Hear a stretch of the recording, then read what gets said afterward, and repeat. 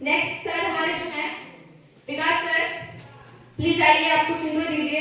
बच्चे आपको सुनने के लिए सबसे पहले तैयार हैं क्योंकि आप ही हैं डायरेक्टर।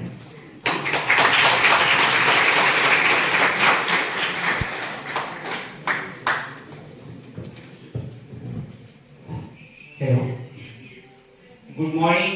Good morning sir. आप सभी को सुप्रभात। और अभी क्या है कि मैंने आज 12 साल बिताया इस भगवान की मां मुंडेश्वरी की पावन धरती पे कैमूर में, और जो आज का दिन है ये हम सभी लोगों के लिए एक बहुत बड़ा अवसर का दिन है, जो कि शुरू से ही मैं यहाँ पे कंपटीशन की क्लासेस को चला रहा हूँ।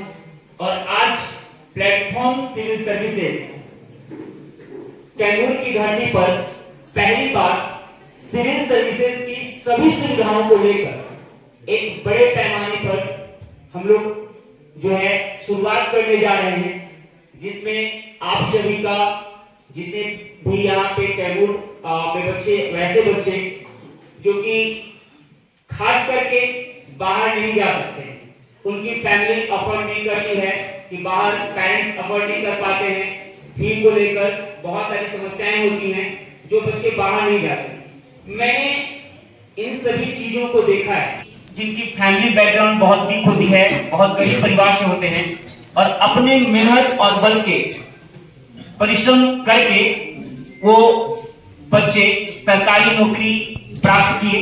मैं जब शुरू किया था तो वहां पे यहाँ पे कुछ भी नहीं था, उस समय यहाँ कोई सुविधाएं नहीं थी। उस सुविधाओं को लेकर के हमने स्टार्ट किया, और आज कैमूर जिले के कोई ऐसे पंचायत अब नहीं बचे हैं कि जहां हमारे बच्चे सरकारी नौकरी में नहीं हैं। और आप लोगों के प्यार और आशीर्वाद का मैं शुक्रगुजार हूं कि आज हमारे कम से कम 2100 से ज्यादा बच्चे जो हैं वो सरकारी नौकरी में।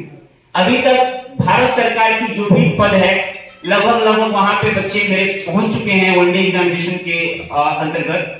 लेकिन अब जो है हम लोग, अब मेरा इच्छा है कि यहां से जो बच्चे सिविल सर्विसेज का सपना देखते हैं, लेकिन उनके मन में पहला क्वेश्चन यही आता है कि सिविल सर्विसेज का तैयारी करने का मतलब ही होता है कि बहुत काफी पैसा और बहुत दूर जाके पढ़ना। तो पहले मन में जब क्वेश्चन आती है बच्चे के कि नहीं हमको सिविल सर्विसेज की तैयारी करनी है, तो वहीं पे वो बच्चा ड्रॉप कर देता है कि चलो यार मेरे पापा इतना अफोर्ड नहीं कर पाएंगे, उतना बच्चे जो है नहीं जा पाते हैं। तो वैसे बच्चे हमारे साथ जुड़े हैं और जुड़ रहे हैं, तो उन बच्चों के लिए हम ध्यान में रख करके भभुआ में सिविल सर्विसेज का शुरुआत करने जा रहा हूं।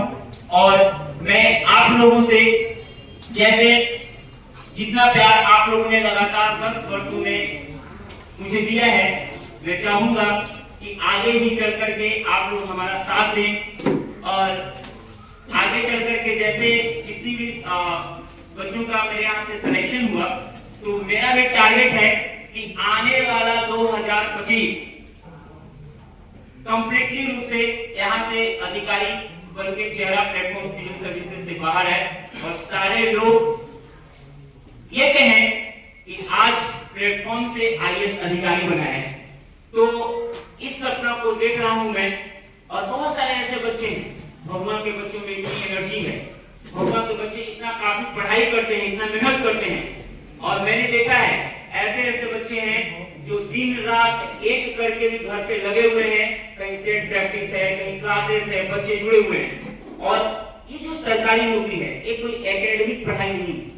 एकेडमिक चीजें पास होते हैं, फेल होते हैं, फिर से एग्जाम देंगे, फर्स्ट होंगे, सेकंड होंगे। सरकारी नौकरी के लिए आपको हमेशा उसी स्टेमिना के साथ लगे रहना पड़ता है जब तक आपको सिलेक्शन नहीं।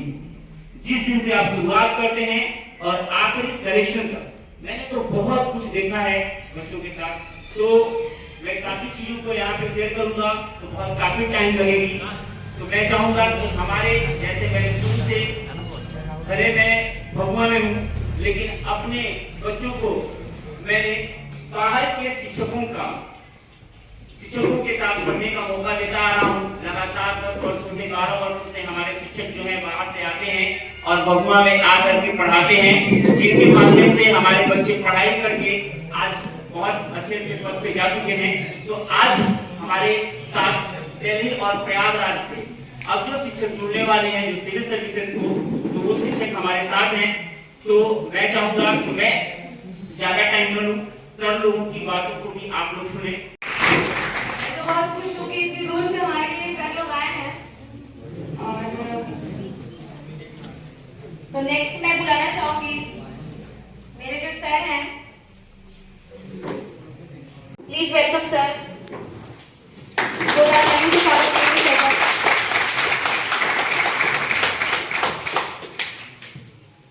सभी शिक्षक बंधु और भावी प्रशासनिक अधिकारियों, मैं आप सभी का प्लेटफॉर्म सिविल सर्विसेज के मंच पर हार्दिक स्वागत एवं अभिनंदन करता हूं।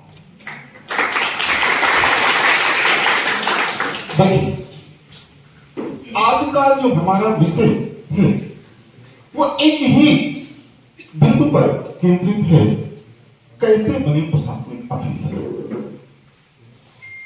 पहले तो अपने आप को जाने, हम लोग कैमूर में हैं और पार्श्वनाथ, अगर आपने इतिहास के अंतर्गत देखा हो तो जैन धर्म के 23वें गुरु पार्श्वनाथ की तपोस्थली कैमूर पर्वत श्रृंखला के अंतर्गत समीर पर्वत शिखर है। इसलिए आप सभी को मैं आपके इस पावन क्षेत्र के लिए हार्दिक बधाई देता हूं। एक चीज और, मगध नरेश जरासंध के सेनापति के पुत्र एकलव्य के विषय में आप सभी जानते हैं, और एकलव्य वह महापुरुष है जिसने अपने गुरु का एक पुतला बना करके और सफलता प्राप्त की। तो आप सभी में स्टेमिना की कमी नहीं है, बस अपने अंदर वो जोश जगाने की बात है। और जिस समय आप जोश के रूप में अपने आप को मतलब गणित की भाषा में मानना होता है, गणित की भाषा में मानना होता है, लेकिन इतिहास की भाषा में ठानना होता है। जिस समय आप ठान लेते हैं उस समय आप 99% आईएएस ऑफिसर बन जाते हैं, ऐसा सभी शिक्षाविदों का कहना है। तो आप परसेंट आईएएस बन चुके हैं।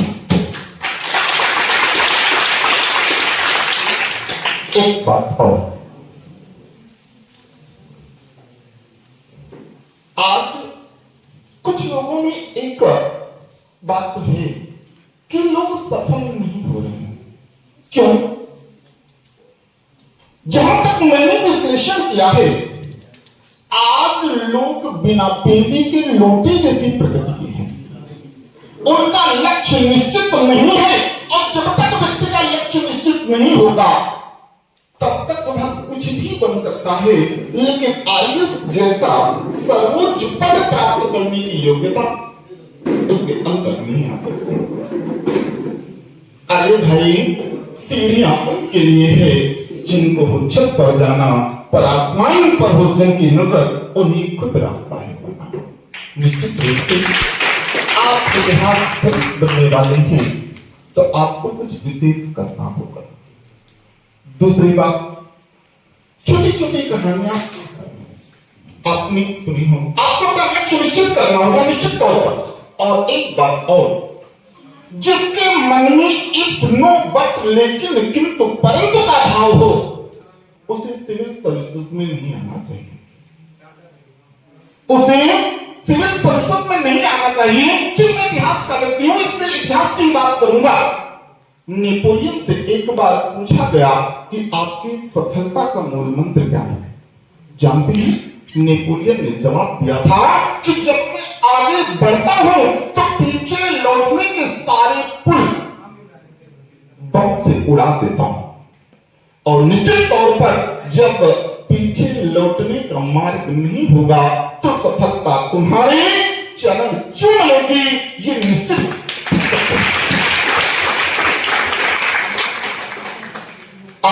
लक्ष्य निश्चित करिए और सफलता तो गुरु द्रोणाचार्य बन करके विकास सर के मार्गदर्शन में आपको मिल ही जाएगा।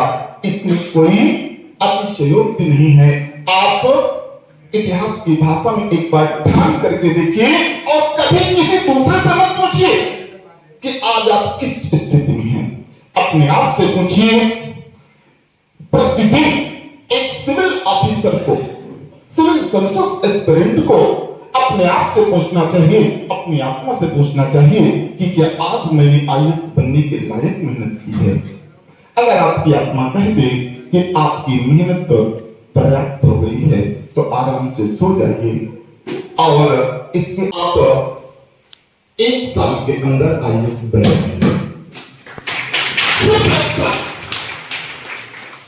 कई बार लोग हमसे पूछते हैं कि सर कितने घंटे पढ़ना चाहिए। मैं कहता हूं आप सिर्फ 5 घंटे पढ़िए। 5 से 6वां घंटा पढ़ने की आवश्यकता नहीं है, लेकिन वो जो 5 घंटे हो वो ऐसे हो कि अगर बगल में डीजे बज रहा हो तो आपको डीजे की आवाज कान में सुनाई न दे।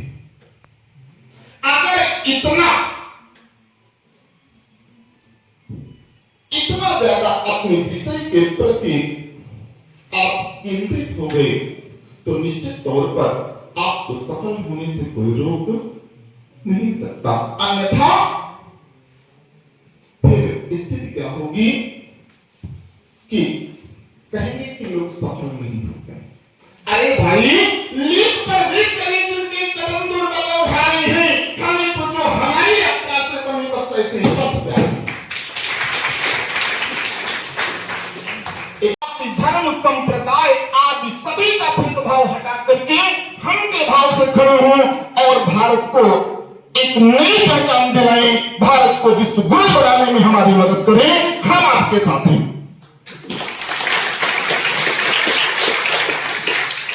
एक कहानी बचपन में आप लोगों ने सुना होगा, कछुआ और खरगोश की। खरगोश, देखिए, सफल अगर होना है तो आपको खरगोश नहीं बनना है बल्कि कछुआ बनना है। और जब कछुआ के रूप में आप चलेंगे अर्थात सतत परिश्रम करेंगे, क्योंकि एक विद्वान ने कहा है कि धीरे धीरे रे मना धीरे में सब होए, माली सींचे 100 घड़ा ऋतु आए फल होए। निश्चित तौर पर आपकी जो मेहनत है वो रंग लाएगी, लेकिन एक बार आप हम के भाव से आ जाइए, अर्थात स्वयं को आईएएस मान करके 99% सफलता के लिए उठ करके खड़े हो जाइए। हम आप सभी को सफलता के मार्ग तक लेते जाएंगे। दूसरी बात, हमारी जो टीम है वो आपको 3 प्रकार से पढ़ाएगी। देखिए, आमतौर पर लोग सफल नहीं होते, इसके पीछे एक कारण और भी है। लोगों को पढ़ाते कम रटाते ज्यादा। हम आपको 3 तरीके से पढ़ाएंगे। पहला जो तरीका होगा हम लोगों का, वो होगा कॉन्सेप्ट। अगर किसी टॉपिक को पढ़ाना है तो पढ़ाने पहले उस विषय की सारी पृष्ठभूमि आपको बोर्ड पर हम आपको समझा देंगे, और जब कॉन्सेप्ट आपका क्लियर हो जाएगा तो फिर उन तथ्यों को आपको नोट कराएंगे जिनसे प्रश्न बनते हैं, उसे फैक्ट बोलते हैं। अगर कॉन्सेप्ट और फैक्ट के बाद भी आप नहीं कर पाते हैं तो हम ट्रिक का भी सहारा लेते हैं। कॉन्सेप्ट, फैक्ट एंड ट्रिक के अलावा अगर इन तीनों माध्यमों का आप एक साथ प्रयोग कर लेते हैं तो निश्चित तौर पर आप कुछ भी कर सकते हैं। अब चूंकि बात है इतिहास की, इतिहास के अंतर्गत सामान्य रूप से लोग 3 सेगमेंट पढ़ाते हैं, है ना? Ancient, medieval, modern. लेकिन इतिहास के यूपीएससी के लिए अगर सफल होना है तो आपको 7 सेगमेंट पढ़ने होते हैं। Ancient, medieval, modern, art and culture, world history, state level history और थॉट। जब तक ये 7 सेगमेंट आपके पूरे नहीं हैं तब तक आप मेंस की अच्छे से ड्राफ्टिंग नहीं कर सकते। तो आप हमारा साथ दीजिए, हम आपको आपके उस सर्वोच्च शिखर पर लेकर के चलेंगे जिसकी आपने या आपके आदर्श लोगों ने कल्पना की है। मैं आप सभी से एक चीज मांगना चाहता हूं, क्योंकि शिक्षक जो होता है ना, एक स्वार्थी जीव होता है। मैं ये चाहता हूं कि आप द प्लेटफॉर्म सिविल सर्विसेज को अपनी सिलेक्शन की गुरुदक्षिणा दें। देखिए, संस्थान को क्या चाहिए, उससे मुझे विशेष रूप से कोई मतलब नहीं है, लेकिन मैं चाहता हूं ये स्वयं को आईएएस बनाने के लिए निश्चित रूप से आप सफल होंगे, ऐसा मैं अपने सभी शिक्षक बंधुओं की ओर से आपको आश्वासन देता हूं और हम लोग अपनी पूरी शक्ति लगा देंगे। आप सफल होंगे, लेकिन इसके लिए आपको वादा ये करना है, कभी किसी दूसरे से मत पूछो, अपने आप से पूछो। दूसरी बात, सफल होने के लिए एक बात और है, अगर सफल होना है तो सुनी सुनाई बातों पर या किसी काम को कल पे नहीं डालना। अगर आपने किसी तथ्य को कल पे डाला कि आज नहीं कल से पढ़ाई करेंगे, तो कल कभी आता नहीं। अगर सफल होना है तो आपको कल पे, कहते हैं ना, सफल लोग कहीं और से नहीं आते हैं, पागल कहते हैं। फिर बाद में जब वो भीड़ से अलग हो जाते हैं तो उनके पीछे लोग पागलों की तरह घूमते हैं। ऐसा लगता है कि उनसे बढ़ के कोई है ही नहीं उनके लाइफ में। तो सबसे बड़ा मोटिवेशन यही है कि जब आपको कोई पागल बोलना सीख जाए, मतलब आपको लगे कि सब आपको पागल समझते हैं, समझ लीजिए कि आप सक्सेस की पहली सीढ़ी पे चढ़ गए हैं। ठीक है, तो नेक्स्ट मैं अपने सर को बुलाना चाहूंगी। एथिक्स के हमारे सर हैं doctor S K. Chaudhary sir, please welcome और उनको जोरदार तालियों से उनका स्वागत करिए।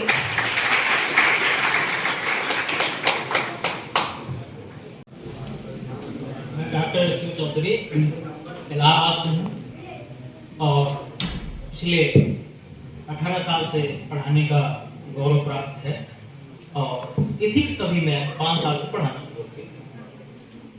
ठीक है, और इसके अलावा जैसा कि जानते हैं डॉक्टर लगा हुआ है, तो पीएचडी। तो आज जो हमें यहाँ आमंत्रित किया गया है, तो पहले आगंतुक से मैं आभार, और आने वाले कुछ पेरेंट्स भी हैं, बच्चे भी हैं और भावी प्रशासनिक अधिकारी भी। भावी क्यों? क्योंकि समय के शिला पर मधुर चित्र किसी ने बनाया, किसी ने मिटाया, किसी ने लिखी आंसुओं से कहानी, किसी ने पढ़ा किंतु 2 होगा। तो ये चीज तो है कि आज कभी पौधारोपण होता है, तो फिर कभी पुष्प लगते हैं, फिर उसके बाद कलियां और फल। तो इस क्षण जो हमें आपको मार्गदर्शन करने के मिला है, उसमें मैं आगे न जाकर बहुत सीधे सीधे शब्दों में कहूं, बोलने का ढेर सारे हैं, प्रशासनिक अधिकारी कैसे बने, क्या करें क्या न करें, क्या पढ़ना चाहिए क्या नहीं पढ़ना चाहिए, लेकिन बस इतना समझिए कि आप जब तक अपने दिलों में एक ऐसी आग को नहीं जला लेंगे, तब तक किसी को पार पाना बड़ा मुश्किल है। जहां तक प्रशासनिक अधिकारी की बात है, अब इसमें बताने का कोई चीज नहीं है। अपने यहाँ का सबसे टॉप लेवल का प्रशासनिक अधिकारी आईएएस ही होता है। और आईएएस बनने के लिए तमन्नाएं तो सबके दिलों में होती ही है। अब आए हैं यहाँ तो फिर निश्चित तौर पर उस तमन्ना लेकर ही आए। तो ये मुमकिन नहीं कि हर कोई ताजमहल बनवाए, लेकिन हर एक दिल में एक मुमताज रहा है। तो निश्चित तौर पर हमारे जो मंजिलें हैं, जो हम चाहते हैं, दिलों में बसाए रहते हैं, कहीं न कहीं उस पथ पर अक्सर हम अग्रसर होते हैं। अब अग्रसर होते हैं, उसके रास्ते क्या? आप जो बहुत सफल हो चुके हैं, जो आईएएस बन चुके हैं, वास्तव में वह व्यक्ति आईएएस नहीं बना। वह व्यक्ति जो आईएएस प्रयास किया और नहीं बन पाया, तो वो अब आईएएस एक ही सपना रहता है, वो आईएएस को कैसे करना है, आईएएस को कैसे बनाएं। तो जैसा कि जानते हैं, मेरा विषय ही बड़ा इंटरेस्टेड। कोई भी चीज है, सफलता हुआ 2 कदम हम चले, उसके लिए एक मूल्यांकन है। उस मूल्यांकन की युक्ति है कि आप अपने आप को अपडेट रहने के लिए अगर तार्किक ढंग से अपडेट नहीं होंगे, तो निश्चित तौर पर रास्ता आपका विस्तार है। विस्तार लेने का अर्थ ये हुआ कि अब स्मार्ट जमाना। पहले हम लोग ट्रेडिशनल पढ़ते थे, किसी कार्य में संलग्नता हमें हासिल होती थी, परंतु अब एक ब्यौरा होता चला जा रहा है। हम बड़ी ऊंचाइयों तक पहुंचने वाले हैं और तार्किक ढंग से पहुंचे। वास्तव में जैसा कि जानते हैं, यहाँ हमें इस बात से लाया गया है कि आपको मोटिवेट करें, लेकिन व्यक्ति के अंदर एक ऐसी इतनी ऊर्जा खुद विद्यमान है, बस उसके थोड़ा सा पुशअप करने की बात। स्थिति यह है कि हम आईएएस आपको क्या बनाएंगे, आईएएस आप स्वयं बनेंगे। हमारा काम है आपको दिशा देना, और दिशा हम कैसे देंगे, क्या करना है, क्या मापदंड है आईएएस बनने का, क्या सरोकार है, हम उस वीडियो पर ही परिचर्चा करेंगे। परिचर्चा का आशय ये हुआ कि आपने सुन रखा है, जैसा कि जानते हैं, प्लेटफॉर्म अभी सभी लोगों ने परिचय ही कराया है। मैं भी नाम ले लेता हूं, प्लेटफॉर्म आईएएस विकास है कि एक विकास दिव्य कीर्ति है, तो हमारे यहाँ के विकास हुआ के इसे हम बड़े शिद्दत से इन्होंने अपने सपने को सजोया है, और उसको साकार करने के लिए आपके लिए एक इतना बड़ा अवसर यहाँ प्रदान कर रहे हैं भगवा ने कि इसका कोई शानी नहीं। और उनको हम बड़ा शुक्रगुजार हैं कि इन्होंने अब हम एक गड़बड़ के दूसरे रूप पे जा रहे हैं। अभी हम वनडे में, और वनडे के बाद अब हम लोग सिविल में। अब आपको एक इन्होंने सिविल का सौगात दिया।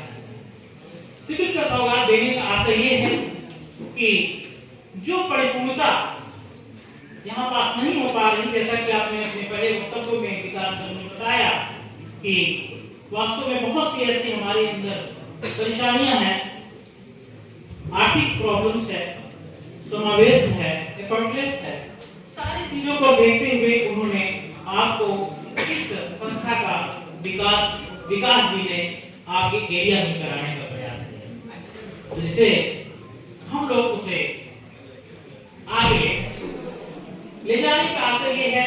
अब आप समझिए कि हम कैसे पढ़ें और क्या करें, कैसे आईएएस बने। मेन चीजें ये है कि सबसे बड़ी, आपने सुन रखा होगा कि कहते हैं कि लोग एनसीईआरटी पढ़ें, कोई कहता है कि बेसिक बुक पढ़ें, कोई कहता है कुछ भी पढ़ें, लेकिन वास्तव में गर्मी आती है, गर्मी और जाड़ा दोनों का जब एहसास होता है, कुछ और होता है, उसके बाद अपने घर से निकल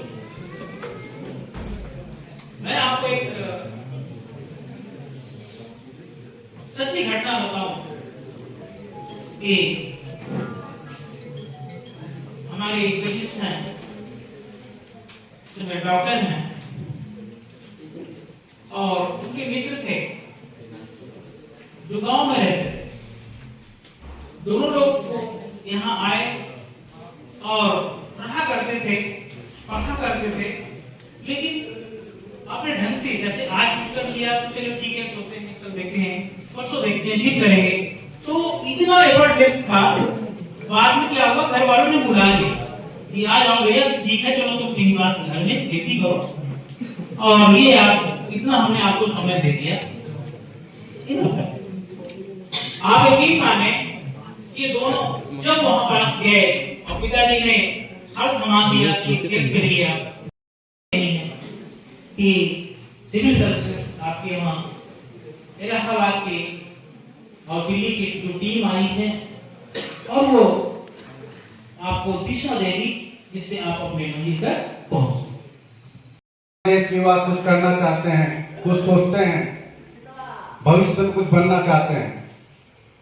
हमारे यहाँ कोई भी प्रोग्राम होता है, चाहे यूपी हो, चाहे बिहार हो, चाहे दिल्ली हो, वहाँ पे बहुत सारी भीड़ होती है, पर जहाँ शिक्षा की बात आती है वहाँ पे समय को लोग महत्व देने लगते हैं, जो कि जीवन में सबसे महत्वपूर्ण समय जो है हमारी शिक्षा है। शिक्षा एक ऐसी चीज है, हम पूरे सिस्टम को बदल सकते हैं। जैसा कि सर लोगों ने बताया कि आज के डेट में अगर सबसे कोई पावरफुल है तो हमारे देश के अधिकारी हैं, हमारे देश के आईएएस हैं, पीसीएस से सिस्टम को बदलते हैं, सिस्टम को समझते हैं और देश को संभालते हैं। मेरे प्रिय छात्र, आपको हम बताना चाहते हैं कि मेहनत करना जिंदगी में बहुत जरूरी है। अगर आप लगातार मेहनत करते रहेंगे, लगातार परिश्रम करते रहेंगे तो सफलता आपको अवश्य मिलेगी। हम लोग बीच रास्ते से जाकर के लौट आते हैं क्योंकि हमको डर लगता है, जीवन को सिक्योर करना चाहते हैं। जैसे कि आनंद सर ने आपको बताया था हिस्ट्री के बारे में कि रास्ते आगे के बारे में सोचिए, पीछे के रास्तों के बारे में मत सोचिए। जैसे इन्होंने एक परिभाषा दी, आपको बताया। तो अगर आपके इरादे मजबूत रहेंगे, इरादों में शक्ति रहेगी तो सफलता अवश्य मिलेगी।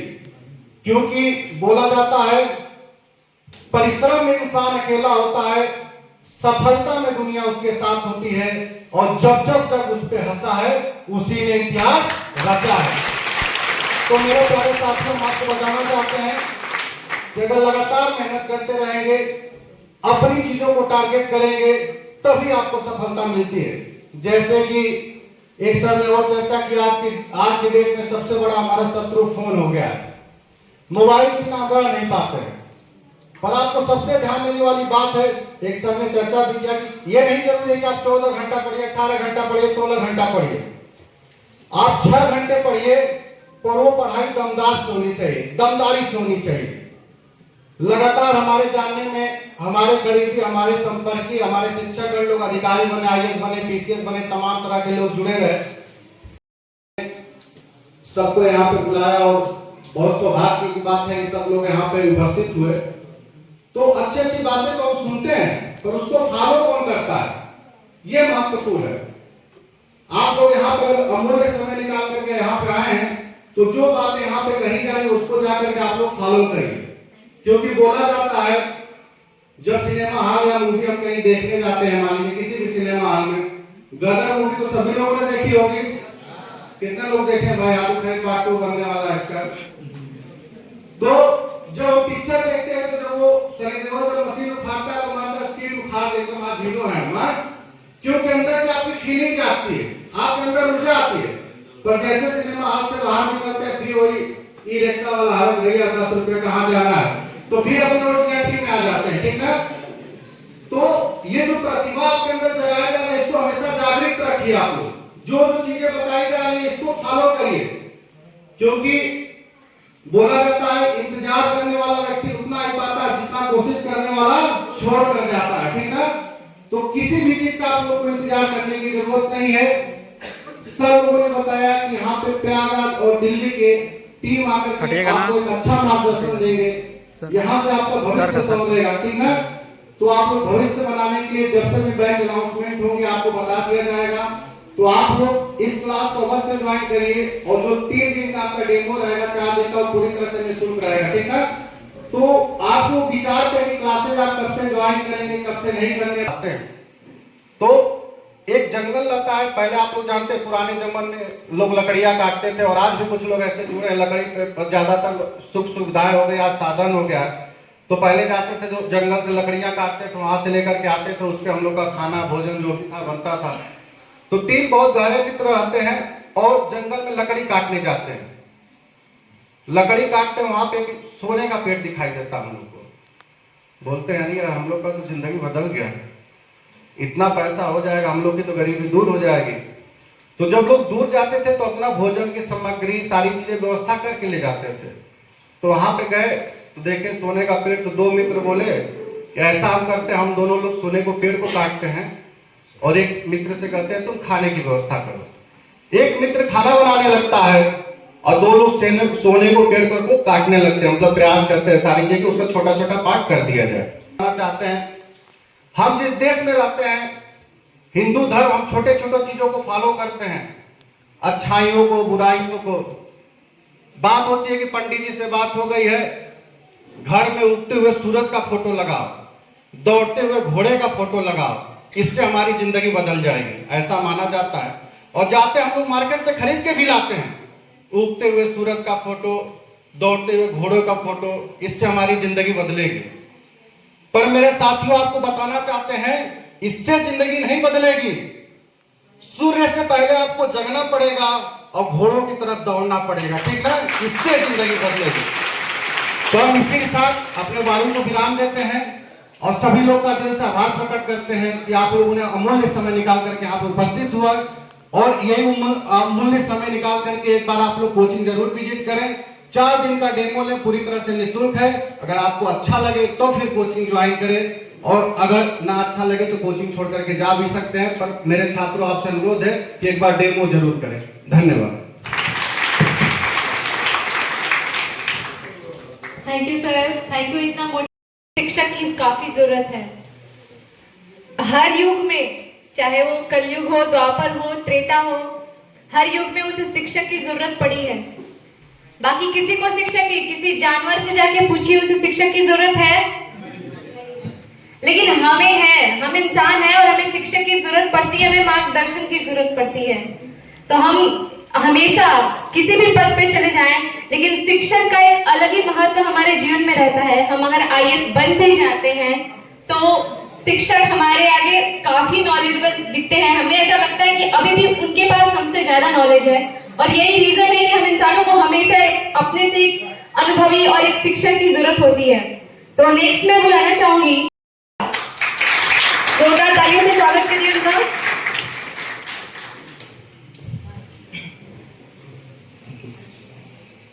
सबसे पहले आदत के मुताबिक आप सबको बहुत बहुत धन्यवाद, और सर को भी धन्यवाद जो हम लोगों को, हमारी पूरी टीम को यहाँ पर बुलाए, और सभी ने अपनी अपनी चीजों को बतलाया, आपने सुना। मुझे तो नहीं लगता कुछ छूटा होगा, क्यों? खैर, IAS बनते कौन, यही है ना, प्रशासनिक अधिकारी कैसे बने।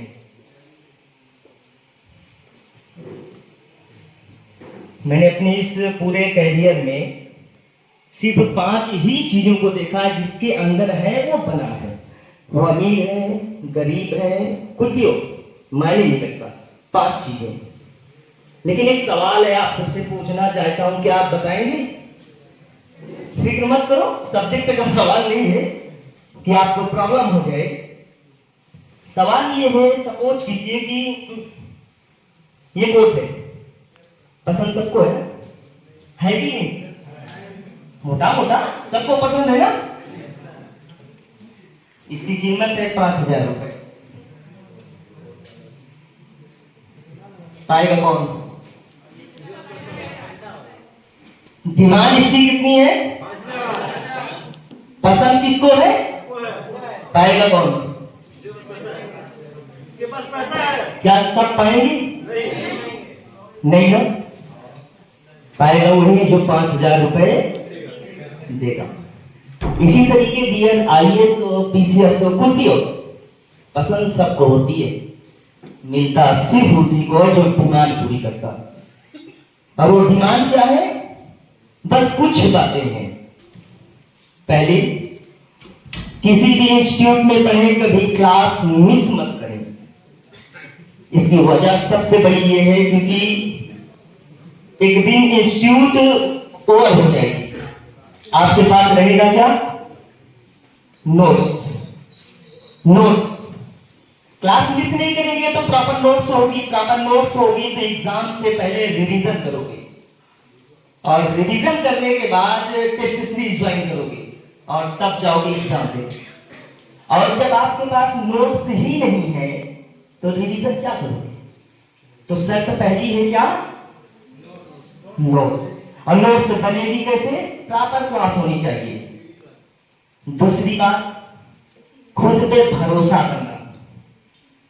हर व्यक्ति के सवाल जहन में, मस्तिष्क में यही होता है, मैं बनूंगा कि नहीं, बड़ी चीजें कठिन है, कैसे बनूंगा। मैं ये कहता हूं, ये सोचने से पहले यही सोच लो कि मैं तो बनूंगा ही। सोचना ही है तो यही सोचो, मैं तो बनूंगा ही। क्यों? मेरे पास पूरी नोट्स है, मैं रिवीजन करता हूं, मैं टेस्ट सीरीज ज्वाइन किया हूं। मैं नहीं बनूंगा तो बनेगा कौन? वो जो हफ्ते में 2 दिन आता है, 3 दिन क्लास बंद कर देता है, वो नहीं बनेगा। समझ नहीं की लिया? मेरी बात से सहमत है या नहीं? और तीसरी बात, खामोशी बनाए रखना बहुत बड़ा गुण होता है। मार्केट में निकल के हवाबाजी करोगे कि तुझे ये आता है, मुझे ये आता है, यकीन जानो जो आता है वो भी भूल जाओगे। अगर दिखाना है तो खामोशी से लगे रहो 1 साल। 1 साल के बाद रिजल्ट आपके सामने होगा। समझ में ना आप लोग? मैं जो कह रहा हूं मेरी बातें समझ में आ रही कि नहीं? देखो, मैं इतना एक्सपीरियंस वाला नहीं, पिछले 5 वर्षों से पढ़ा रहा हूं, लगातार 3 दफा यूपीएससी का इंटरव्यू किया। जो मैंने किया, जो मैंने देखा, वही बतला सकता हूं, उससे ज्यादा कुछ नहीं। तो पहली बात नोट्स, दूसरी बात रिवीजन, तीसरी बात जो आत्मविश्वास होता है कि मैं बनूंगा, बस चाहे कोई बने या ना बने, मैं बनूंगा और जो डिमांड है वही डिमांड में पूरी करूंगा। क्लियर? और सबसे बड़ी सच्चाई, मैं क्षमा चाहूंगा सर से, किसी भी टीचर या किसी भी इंस्टीट्यूट में इतनी हिम्मत नहीं कि किसी कैंडिडेट को यूपीएससी या बीपीएससी क्लियर करा दे, जब तक कैंडिडेट खुद नहीं चाहेगा। अगर ऐसा होता तो यकीन जानो मैं अपने भाइयों को, भतीजों को बना चुका होता। अगर ऐसा होता तो बनोगे तो आप बनोगे। डेली क्लास लेना है, नोट्स बनाना है, नोट्स पे चिंतन मनन करना है, बहुत कम पढ़ना है, बहुत कम पढ़ना है। ज्यादा वो पढ़ते हैं जो भूल जाते हैं, ज्यादा वो पढ़ते हैं जो भूल जाते हैं। बहुत कम पढ़ना है, लेकिन जो पढ़ो वो बेहतर तरीके से पढ़ो। पढ़ाने, अपना पढ़ने का तरीका ही चेंज। रिवीजन कर लो, रिवीजन कर लो, पूरा काम क्लियर हो जाएगा। भूलना तो स्वाभाविक गुण है, मैं इससे सहमत हूं कि भूलना बहुत अच्छा गुण है, लेकिन हाँ, जो चीज जरूरत की है मैं उसे रिवीजन में ला देता हूं, बस हो गया। और ये जो मठाधीश आपको दिखेंगे, इसे थोड़ा दूरियां बना के हो। हाँ, मैं समझ रहा हूं अगर कोई शख्स ऐसा हो तो इनसे दूरियां बना के रखें। वजह इसकी सबसे बड़ी ये है कि इतिहास गवाह है। टॉपर जो होते 22 साल, 23 साल, 24 साल, टॉपर जो होते, टॉपर की बात, सिलेक्टेड की बात नहीं कर रहा हूं, टॉपर की बात कर रहा हूं। 22, 23, 24 साल, 25 साल, आपने कभी सुना? अपवाद स्वरूप जाने दीजिए कि 24 साल के पास ज्यादा नॉलेज है या 32 साल वाले के पास? चलिए ठीक है, 21 साल से आप अपियर हो सकते हैं। तो जो 22 साल में, 22.5 साल में जिसने टॉप कर लिया, तो मान के चला जाए 2-2.5 साल पढ़ा होगा। और वही एक कैंडिडेट और है जो सिलेक्ट हुआ है, उम्र 30 साल या 35 साल, 30 साल, तो मान के चला जाए मोटा मोटा कि 10 साल उसने तैयारी की होगी। तो नॉलेज किसके पास ज्यादा होगा? 10 साल। तो टॉप क्यों नहीं लगा? नॉलेज दुनिया में आप जी रहे हो, 10 साल वाले के पास नॉलेज ज्यादा है तो उसने टॉप क्यों नहीं किया, और जिसने 2 साल से प्रिपरेशन की वो टॉप हुआ। तो यहाँ से साबित होता है कि सिलेक्शन या टॉप रैंक लाना नॉलेज का खेल नहीं, मैनेजमेंट का खेल है, मैनेजमेंट का खेल। और वो मैनेजमेंट जो है आपके टीचर गाइड करेंगे। देखो बेटा, एक बात याद रखो कि सिलेबस पढ़ना बड़ी बात नहीं होती है। सिलेबस पढ़ना बड़ी बात नहीं। सपोज करो कि मैंने आपको पढ़ा दिया अर्थक्वेक, भूकंप, तो भूकंप को आप तरह से नहीं जान पाएंगे। आपके सफलता का श्रेय तो हम लेने चले जाते हैं, लेकिन असफलता का वास्तव में श्रेय हमें नहीं जाना चाहिए। क्यों? क्योंकि मैंने भूकंप पढ़ाया, एक ट्रेडिशनल चीज जो परंपरागत चीज है मैंने पढ़ा दिया। अब बहुत बदल चुका है। सवाल यहां से नहीं आए, सवाल टेक्निकल चीजों से आते हैं। सपोज कीजिए आपके आसान शब्दों में कहूं कि भूकंप इसके कारण आता है, ये आता है, वो आता है, तमाम चीजें उठा के पूछ लिया क्या कारण है भारत में दक्षिण भारत में ज्यादा भूकंप आजकल आ रहे हैं जबकि उत्तर भारत में उतने नहीं, जबकि हमेशा उत्तर भारत में ज्यादा आया करते थे हिमालय की वजह से। अब क्यों नहीं आ रहे? दक्षिण भारत में क्यों ज्यादा है? तो ये जो डिमांड है आज की ना, उस डिमांड को पूरी करो। नॉलेज के चक्कर में मत पड़ो। विद्वान ना कुछ कर पाए हैं ना कभी कर पाए। हाँ, सिंपल सी बात है। 10 जोड़े कपड़े हो मेरे पास, सिलेक्शन इसी से होता है, रैंक इसी से लगती है। ऑप्शन क्यों? क्योंकि यूपीएससी की दुनिया में देखा जाए तो मोटा मोटा 980 986 पे सिलेक्शन है, जिसमें से 500 नंबर ऑप्शनल की होती है। तो मान के चलो कि आधा तो वही बैठा होगा ऑप्शनल। तो वरीयता तो हर सब्जेक्ट पे होनी चाहिए, लेकिन ऑप्शनल पे कुछ विशेष ध्यान होना चाहिए। लेकिन शर्त है, पढ़ने से ज्यादा लिखने पे फोकस करो। लिखेंगे तो बनेंगे, लिखेंगे तो बनेंगे, वरना कितनी भी ज्यादा ज्ञान ले लो, पीटी बार बार निकाल के रख दो, निकलने वाला नहीं। मेंस लिखना आना चाहिए। आपको बेहतर पता है कि कम्युनिकेशन टेक्नोलॉजी क्या होती है, फोन क्या होता है, जानने से कुछ नहीं होगा। मैं एक सिंपल सी बात कह दूं आपसे कि वायुमंडल क्या होता है, आप सब कुछ जान जाओगे। अगर इसी को एग्जामिनर कह दे वायुमंडल क्या है, इसके महत्व को समझा दो हमें, तो महत्व आप नहीं लिख पाओगे। क्यों? लिखने की कोशिश ही आपने नहीं की, ना ही किताबों में इस बात का जिक्र किया गया है। किताबों में तो उन्हीं कंटेंट को दिया जाता है जिस कंटेंट से कैंडिडेट पढ़ के फील करता है कि हाँ अच्छा फैक्ट है। और यूपीएससी फैक्ट पे नहीं चलती है, कॉन्सेप्ट पे चलती है। मेरी बात समझ में आ रही है ना? खैर, वक्त रहा तो मुलाकातें होती रहेंगी। और किसी को और कुछ पूछना है या वाणी को विराम दिया जाए? बताइए।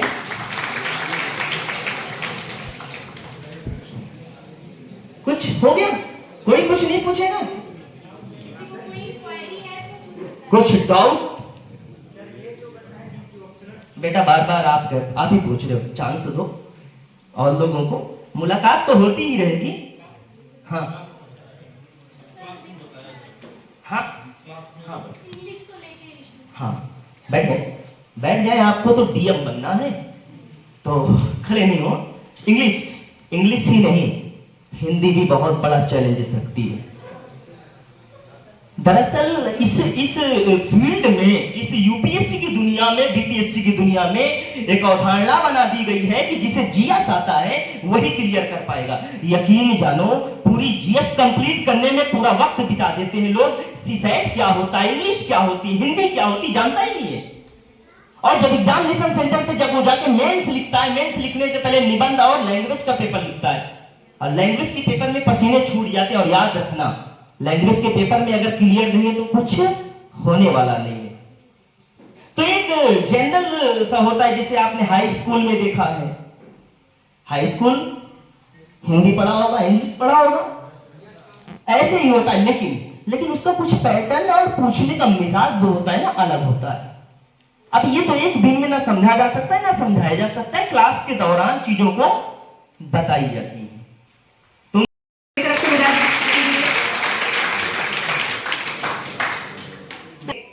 तो इसके लिए मैं नेक्स्ट अपने सर को बुलाना चाहूंगी। काफी मुझे प्राउड फील हो रहा है। हमारे विकास सर के बड़े भाई हैं professor Abhinav Anand, x assistant commerce of state tax, BPSC 60 और 62 में इनका रैंक 236 आ चुका है। इनके लिए जोरदार तालियां बजाइए और उनका स्वागत करिए।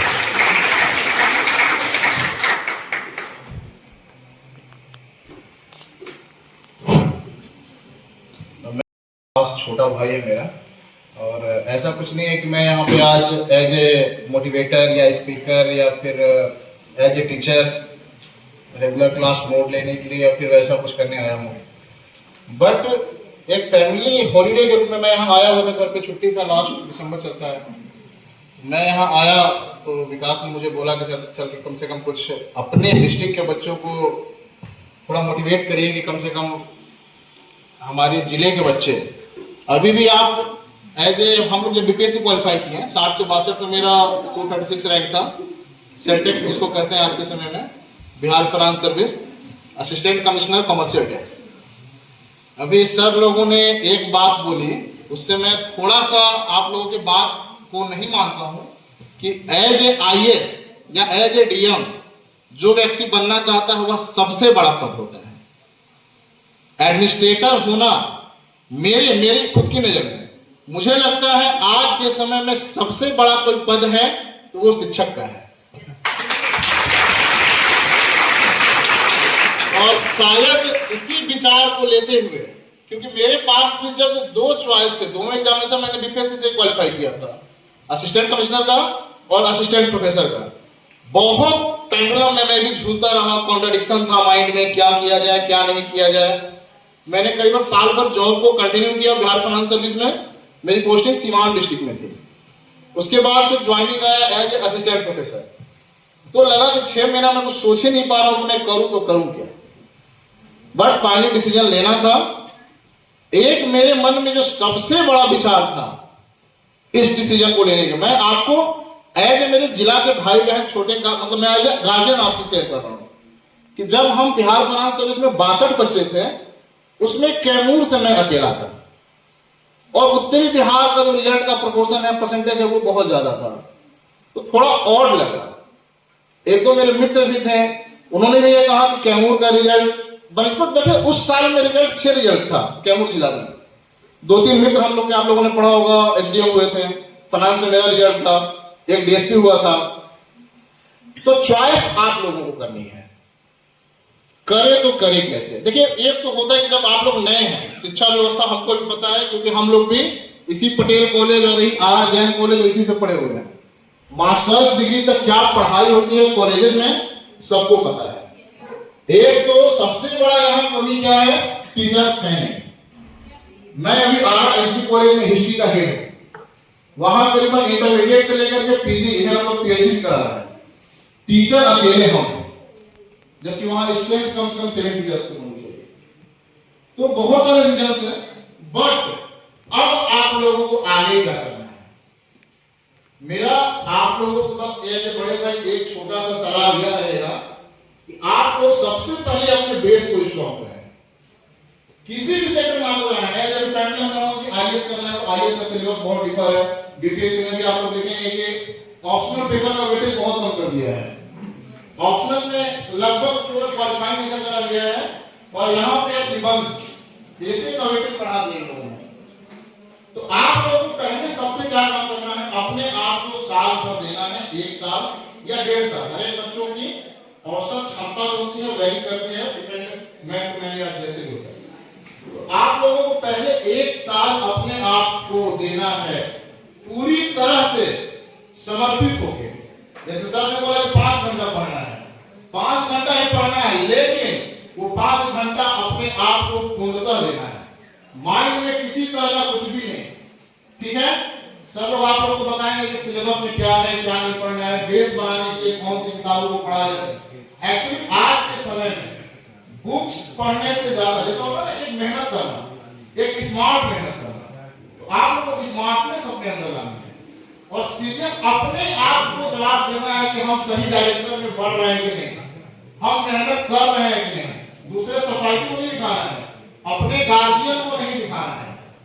और विकास को मैं बहुत बधाई देता हूं कि भगवान जैसे छोटे से डिस्ट्रिक्ट में उन्होंने इतना बड़ा काम किया है।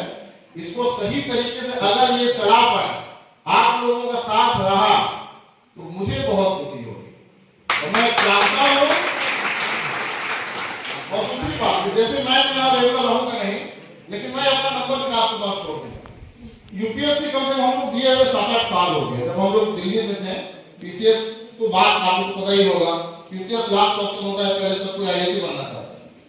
थोड़ा सा हम लोग के साथ नेगेटिव टाइम रहा उस समय का, 2010 से 11 सुसाइड वाला नया हो रहा था, उसी समय हम लोग फंस गए।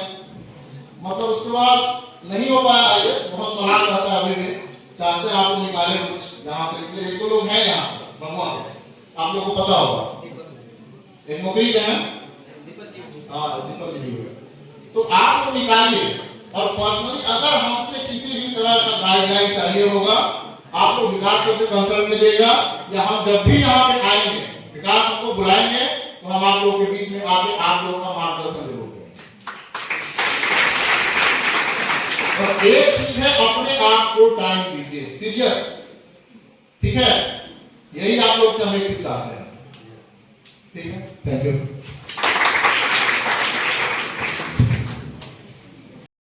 हमारे मेंटर भी एक तरह से बहुत काफी मेहनत करते हैं सर। मैं बहुत इंप्रेस रहती हूँ, काफी उनसे मुझे मोटिवेशन मिलता है। जोरदार तालियों से स्वागत करिए हमारे अमित सर का। काफी मेहनत करते हैं सर पूरे दिन, और बच्चों के लिए सिर्फ ओनली डेडिकेटेड फॉर स्टूडेंट्स। इनका अपना खुद का कोई भी वो नहीं है।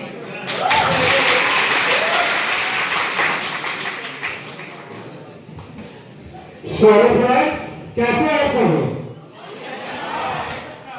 देखिए, हम यहाँ पर आए हैं और हम आ करके यहाँ पर कुछ किए हैं, तो आप लोग कुछ अनुभव हुआ है? हुआ कि नहीं हुआ? आखिर हम ऐसा क्यों किए? जब हम एज ए स्टूडेंट थे आप लोग की तरह, जब हम सेमिनार में बैठते थे तो टीचर सब बताते थे, तो हमें इच्छा होती थी कि यार खास हम भी उस पर चढ़ जाते। तो आप लोग का क्या दिक्कत है, दौड़ कर चढ़ जाते? और उस समय और इस समय में बहुत अंतर है। मेरे दोस्तों, हम जो पढ़ते थे और बैठते थे सेमिनार में जाकर के, तो सोचते थे खास हम भी वहां पर जाकर कुछ बोलते, कुछ बातें करते तो बहुत अच्छा लगता।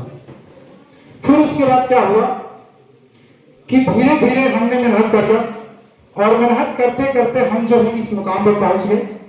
और आज मुझे बहुत अच्छा लग रहा है, और सब लोगों ने तो सारी चीजें बता दी है। और मेरे दोस्तों, बस हम ये कहना चाहते हैं कि देखिए, सब लोगों ने सारी चीजें बता दी, डिटेल से बता दी कि कैसे पढ़ें, क्या करें, कितना समय में पढ़ें। मेरे दोस्तों, मैं आज आप लोग को हकीकत बताऊं, क्योंकि अभी मैं फिलहाल 2021 में वही दौर से गुजरा हूं जो अब गुजरने वाले हैं। आप लोग यूपीएससी देना चाहते हैं, कि नहीं देना चाहते?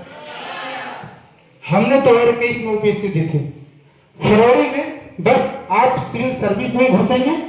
हमने यूपीएससी दी थी सीडीएस के लिए, जो कि लेफ्टिनेंट का हो। मेरे दोस्तों, सच्चाई यही होती है कि आप रात दिन पढ़े, रिजल्ट बैठा कुछ नहीं होता है मेरे दोस्त, ऐसा तो होता ही नहीं है।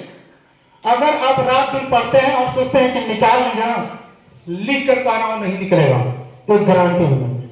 मैं दोस्तों अगर आपको क्लास में टीचर पढ़ाता है, अगर 4 घंटा पढ़ाता है मैं दोस्तों, तो उसका मंथन करने में आपको 4 घंटे लग जाएंगे, इससे कम कभी नहीं लगेगा। एक दिक्कत कर देता हूं मैं।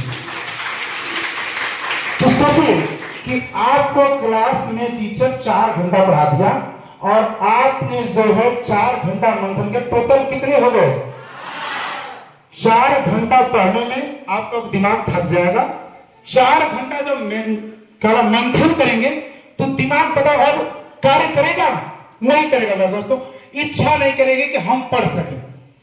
फिर वही काम करोगे कि जबरदस्ती बैठोगे पढ़ने के लिए और टाइम आपका बीतेगा, लेकिन आप पढ़ नहीं रहे हो, सिर्फ टाइम एक्सपेंड कर रहे हो कि हम जो है पढ़ रहे, दिखा रहे हो कि हमने आज 10 घंटा पढ़ा है, 12 घंटा पढ़ा है, इससे ज्यादा कुछ नहीं होता है मेरे दोस्तों। अब 4 घंटा ही पढ़े, 5 घंटा ही पढ़े, लेकिन मन से पढ़े। जब उतना आप पढ़िएगा तो आपको लगेगा, अंदर से फीलिंग आएगा। दूसरों को मत बताओ मेरे दोस्तों कि दूसरा कितना पढ़ता है, नहीं, आपको अंदर से फीलिंग आएगी कि हमें कितना पढ़ना है। मेरे दोस्तों हमने वही काम किया था और जो है हम 2021 में जाकर के यूपीएससी क्लियर किया था सीडीएस, और मेरा एसएसबी जो हुआ था वो इलाहाबाद में हुआ था। मेरे दोस्तों इसके बाद एक बात और बताता हूं। अब आप लोग जो यूपीएससी में घुस ही रहे हो तो सबसे बड़ा दिक्कत क्या आती है? वो दिक्कत आती है मेंस, और मेंस से सबसे बड़ा दिक्कत आती होता है इंटरव्यू। आती है कि नहीं? इंटरव्यू क्या होता है मैं बताता हूं आपको रियलिटी, क्योंकि हम अंदर बैठे हैं, हमने क्लियर किया, हम रियलिटी बताएंगे। मैं दोस्तों इंटरव्यू में क्या होता है कि जैसे कैंडिडेट्स बैठ जाते हैं, मतलब कि एक इंटरव्यूअर होता है, बैठ जाता है, कैंडिडेट्स बैठे रहते हैं लाइन में। वहां पर क्या होता है कि जब आपकी नॉलेज की जांच होती है तो आप उनके भूल में मत रहो। उनके भूल में अगर आप रह जाते हो तो समझ लीजिए कि आपका सिलेक्शन नहीं होगा, क्योंकि आपको उस समय अट्रैक्शन करना बहुत जरूरी होता है। आप इस तरह से अपने लैंग्वेज को रखिए जिससे लगे कि नहीं जो इंटरव्यू वो हमारी बातों को सुन रहा है, वहां से आपका पॉजिटिव पॉइंट बनता है। इस बात को याद रखिएगा। तो मेरे दोस्तों उनके तरह मत रहिए, क्योंकि वहां पर जितने गए हैं ना एसएसबी में, उस सबका सिलेक्शन होने के लिए नहीं गए। आप सबको सोचे कि नहीं यार उस तरह से जिस तरह से उसने अपना प्रेजेंटेशन रखा है हम भी उसी तरह से रखेंगे तो हमारा होगा। नहीं मेरे दोस्तों ऐसा नहीं है। अगर उस तरह से रखते हो तो अगर कहीं उसका नहीं हुआ तो आपका भी नहीं होगा। एक चैलेंज, क्योंकि आपने उसका 2 कॉपी कर दिया। वहां पर आपको 2 कॉपी नहीं करना है, अपनी क्षमताएं दिखानी है। आप कितना जानते हो इन चीजों को दिखाना है। बाकी आपको नहीं दिखाना है कि हम बहुत काबिल पढ़े हुए हैं, बहुत विद्वान हैं, हमसे दुनिया में कोई आगे नहीं है। मेरे दोस्तों दुनिया में बहुत लोग हैं, ऐसे ऐसे लोग हैं कि आप सोच नहीं सकते हो, लेकिन मेरे दोस्तों उनका नहीं सिलेक्शन हो पाता। अभी मैंने सारे टीचर लोगों का ध्यान से मैं सुन रहा था, उनसे ज्यादा वो है, लेकिन मेरे दोस्तों हमने सुन रहा था सभी लोगों की बातों को। मेरे दोस्तों ये मायने नहीं रखता है कि आप 10 साल से तैयारी करें, 5 साल से तैयारी करें, 6 साल से तैयारी करें। मेरे दोस्तों मायने यह रखता है कि आप कितने वर्ष से तैयारी करो और कितना लगन में तैयारी करो, तो मायने ये रखता है। आप जो कोई व्यक्ति 5 साल से तैयारी करो, आपने गौतम बुद्ध के बारे में जो सीखा क्लास में, क्या 4 पन्ना बैठ के अपने से लिखा? तो मेंस कैसा? आपको चाहिए कि बना बनाया नोट मिल जाए, बना बनाया पीडीएफ मिल जाए, बना बनाया टीचर आया खाना परोस दे खा ले, और एग्जाम में जाए तो चाहे क्वेश्चन रह गया तो वाह वाह गुरुजी, अब पता चला कि मेंस में कुछ नहीं, क्योंकि हमने लिखना सीखा ही नहीं। और कमीशन जो है वो मेंस पे डिपेंडेंट है। अगर आपका मेंस नहीं हुआ प्रीलिम्स तो सब निकाल देंगे। जो भी प्रीलिम्स दे रहे हैं बच्चे लगभग फाइट करते हैं, थोड़े से भी बेहतर होते हैं। और मैं गर्व से इस बात को जरूर कहता हूं कि लोग कहते हैं कि सर मैं शुरू से फाउंडेशंस लेके चला, आज भी मेरे फाउंडेशंस हैं। फाउंडेशंस मेरा न किसी एग्जाम्स का नाम लेता है। मेरा फाउंडेशंस जो होता है बेसिकली वो सारे वनडे एग्जामिनेशन के लिए मैं उतना काम उतना मेहनत कर देता हूं कि बच्चे चाहे 0 लेवल का जॉब हो, ग्रुप डी लेवल का, या वो सचिवालय सहायक हो, दरोगा या सीजन लेवल तक का हो, मेरे एक फाउंडेशंस में जो बच्चे बैठ के स्टडी करते हैं वो वहां तक कर लेते हैं। अब हम लोग सिविल सर्विसेज को लेके आ रहे हैं और कल से इसका डेमो लगातार 5 दिनों के लिए रखा जा रहा है। और ये भी भगवान में पहली बार, बहुत सारे आप देखे होंगे आईएएस, पीसीएस, बीपीएससी लिख देना। मैं करने पे विश्वास करता हूं और मैं रिजल्ट पे विश्वास करता हूं। मैं कभी भी मेरे मुंह से अगर किसी का बड़ाई अगर सुनना है किसी बच्चे को, तो सबसे पहले वो रिजल्ट के लिए जितना हम मेहनत करते हैं, हम अच्छे अच्छे टीचर्स को बुला रहे हैं, सारी व्यवस्थाओं को प्रोवाइड कर रहे हैं, और पता चले कि तुम्हारा ये जो छोटा सा एग्जाम हो रहा है उसमें भी तुम अच्छा नंबर नहीं ला रहे हो और तुम उपेक्षा कर रहे हो कि विकास सर जी मेरा बड़ाई करे। और ऐसे जो बिटू के सवाल लेकर के बहुत सारे स्टूडेंट्स आते हैं, वो कभी चाहते ही नहीं। आज के डेट में सबसे बड़ी बात ये हो चुकी है कि YouTube देख करके लोगों के बीच में जो रह करके आज सब अपना प्रशंसा सुनना चाहता है। कोई गार्जियन आज बच्चों को डांटता नहीं है। अगर हम डायरेक्टर है, अगर हम बच्चों को डांट देंगे तो जाकर मेरा बुराई करेंगे प्लेटफॉर्म में मत जाओ पढ़ने। क्यों? क्योंकि आज का जनरेशन बस यही चाहता है कि, और पहले के जो पेरेंट्स होते थे, जो टीचर्स होते थे, वो पहले क्लास में जाते थे तो मार्कर इंक बाद में, पहले हाथ में क्या होता था? छड़ी। और आज के डेट में ऐसी चीजों से जो बातें हैं मैं ये देख रहा हूं, तो बहुत सारी चीजें हैं। तो कल अभी एक रिकॉर्डिंग भी है, और आज जहां आप लोग बैठे हुए हैं शारदा पैलेस, ये भी मेरे एक स्टूडेंट्स का ही है, जो कि शारदा पैलेस आज बैंक्वेट होटल में आप बैठे हुए हैं, और उनके तरफ से एक छोटा सा मैसेज है। तो मैं चाहूंगा कि वो मैसेज, वो अभी कल सामने कलकत्ता निकल गए, तो बोले कि सर थोड़ा सा बच्चों के बीच में एक मैसेज मेरा सुनवा दीजिएगा। तो वो एक रिकॉर्डेड ऑडियो भेजे हैं, तो मैं चाहूंगा कि थोड़ा सा आप सुन ले। और जैसे ही व्यवस्था जो होती है